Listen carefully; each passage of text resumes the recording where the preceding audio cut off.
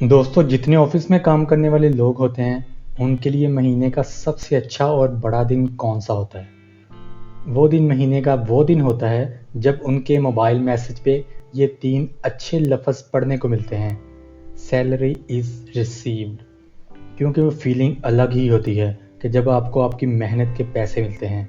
लेकिन अगर मैं आपसे कहूँ कि मैं आपको इनसे भी अच्छे 3 वर्ड्स के बारे में बता सकता हूँ, जो अमीर लोगों का सीक्रेट होता है, जो है डिविडेंड इज़ रिसीव्ड।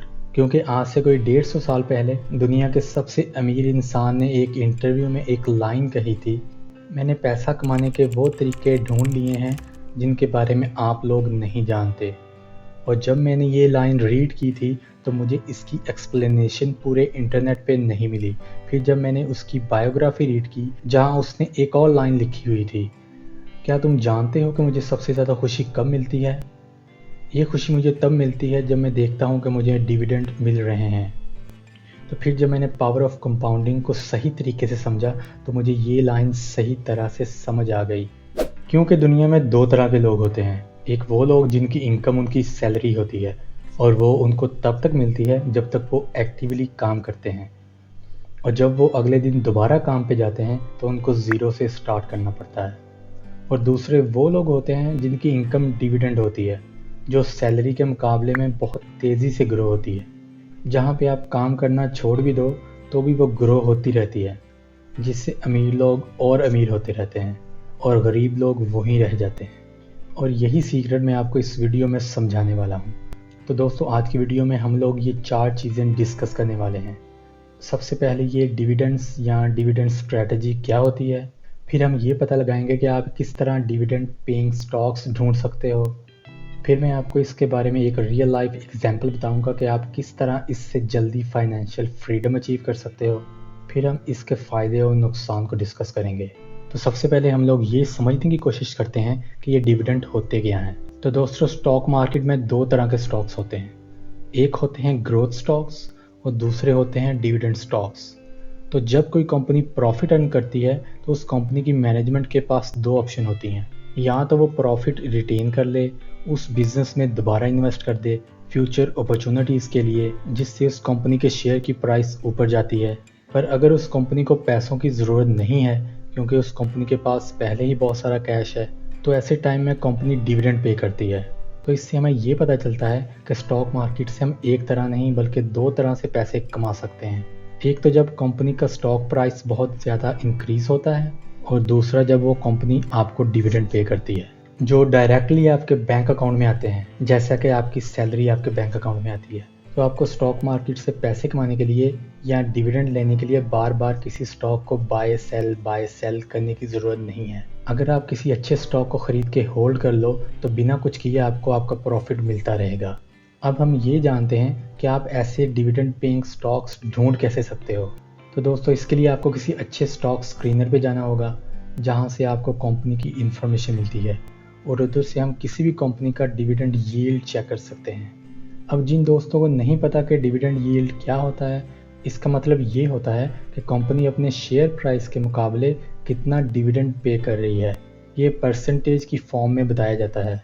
मसलन अगर कंपनी का शेयर प्राइस 100 रुपये है और कंपनी 3 रुपये का डिविडेंड पे कर रही है, तो इसका मतलब है कि कंपनी 3% का डिविडेंड यील्ड पे कर रही है।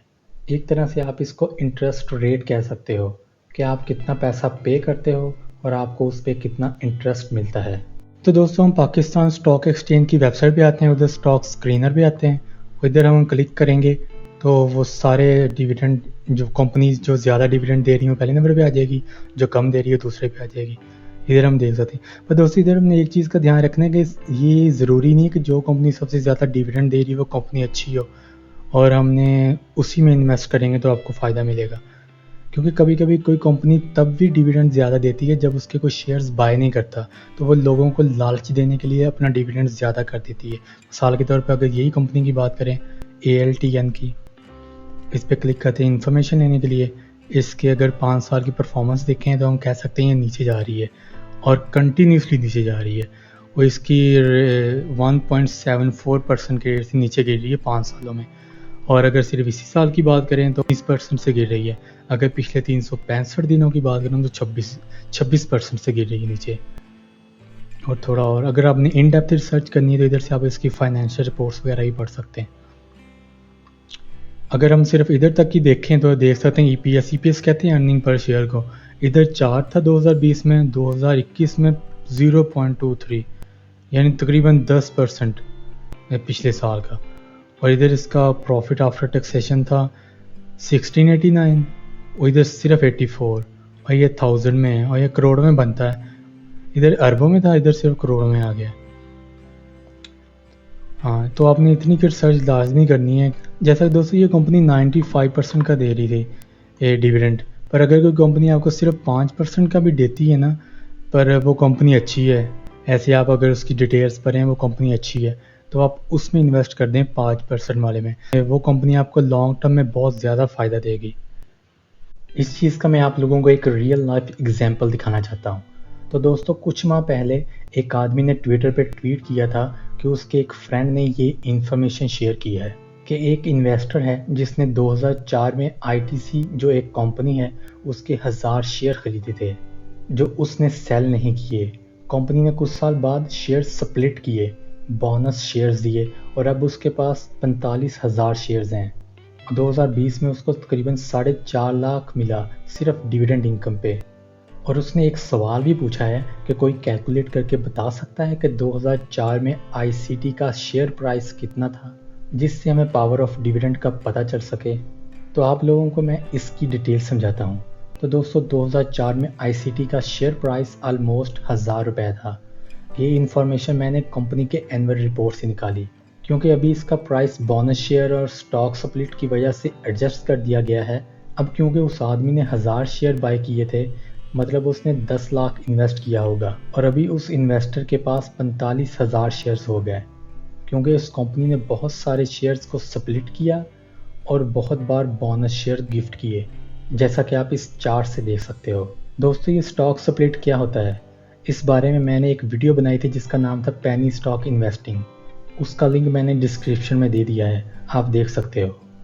लास्ट ईयर इस कंपनी ने 10.15 रुपये पर शेयर का डिविडेंड पे किया, मतलब इस इन्वेस्टर को 4.5 लाख से ज़्यादा की डिविडेंड इनकम हुई, बिल्कुल जैसे उस आदमी ने ट्वीट में लिखा था। दोस्तों जब स्टॉक की प्राइस की वैल्यू इंक्रीज होती है तो उसका एक अलग फ़ायदा होता है। जैसे 45,000 शेयर्स की आज की वैल्यू 1 करोड़ 16 लाख की होती है क्योंकि आज एक शेयर की प्राइस 259 रुपये है। मतलब उस इन्वेस्टर को जो 10 लाख से 1 करोड़ 16 लाख का ग्रोथ मिला है वो 15% से ज़्यादा का रिटर्न होता है। फिलहाल आईसीटी का प्राइस गिरा हुआ है पर फिर भी जितना उस आदमी ने पे किया था उससे आधा अमाउंट उसको हर साल मिलता है सिर्फ एज ए डिविडेंड इनकम। और ये इनकम हर साल ग्रो होती रहेगी क्योंकि अगर ये कंपनी 15% के रेट से ग्रो होती है तो सिर्फ साल बाद उसके पोर्टफोलियो की वैल्यू डबल हो जाएगी क्योंकि 15% के हिसाब से हर 5 साल बाद आपका पैसा डबल होता है। तो उसके 10 लाख की इन्वेस्टमेंट होगी 1 करोड़ 85 लाख की और 10 लाख का उसको डिविडेंड ही मिलेगा। मतलब जितना उसने टोटल इन्वेस्ट किया था उतना तो हर साल उसको डिविडेंड इनकम ही मिलता रहेगा। ये तो दोस्तों वन टाइम इन्वेस्टमेंट थी।